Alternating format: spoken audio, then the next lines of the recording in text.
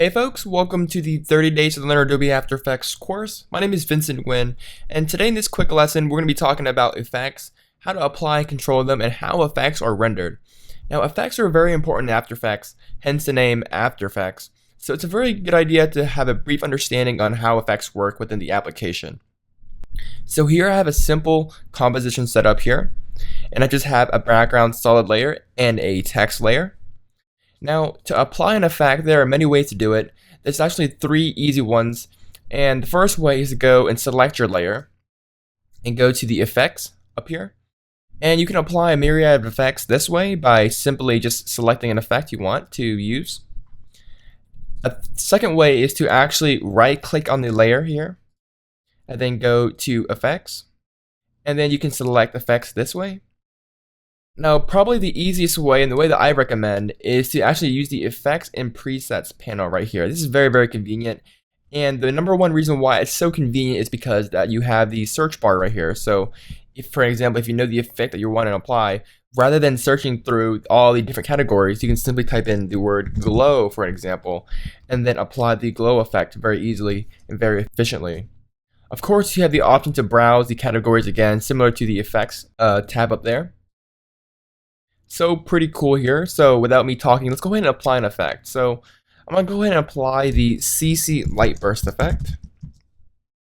And you can apply an effect by clicking on this little effect button right here and simply either dragging it directly onto the layer in the composition panel, or you can simply drag the effect onto the layer itself. And I recommend applying the effect directly to the layer itself because when you have tons and tons of layers here, it's very easy to accidentally drop the effect into the wrong layer. So I recommend just dragging the effect onto the layer directly. And then you'll notice the effects controls right here popped up, and hence the name of the panel. This is where we control all the effects. So if you don't see the effects and presets panel right here, make sure that the window effects and presets panel is checked.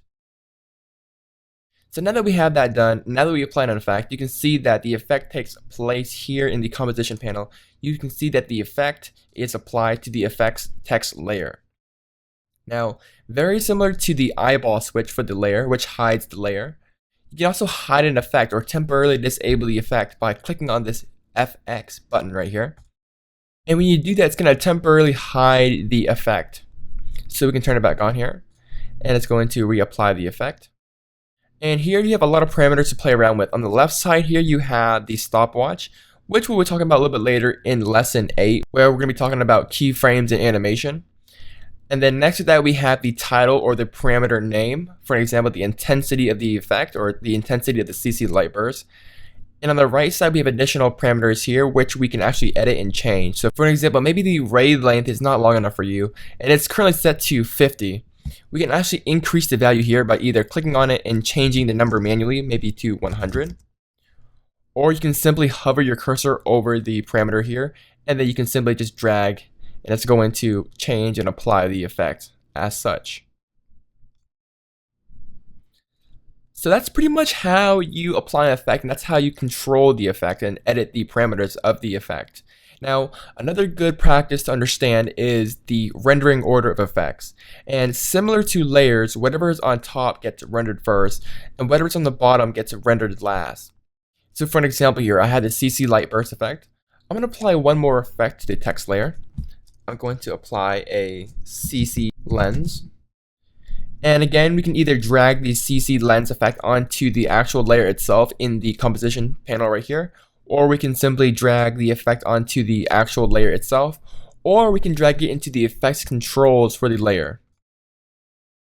And when we do that, you can see that the CC lens effect pretty much creates a nice elliptical lens onto our effects layer. So notice what happens when I switch the order of the effects. You can see that both looks look completely different even though we have the same effects in the effects controls panel on our layer. Now let me explain why this works. Very similar to layers. So currently right now we have the CC light burst effect, and that is creating these nice light rays on our text. And then once we apply the CC lens effect, it's going to warp all that light warp. It's going to warp all that text and light into a sphere. So if we change the order, I'm going to drag the CC lens effect on top here and turn it on. And that's going to create the warping sphere effect. And then once we apply our CC light burst after that, it's going to apply the nice light rays to that object. So order does matter, very similar to layers.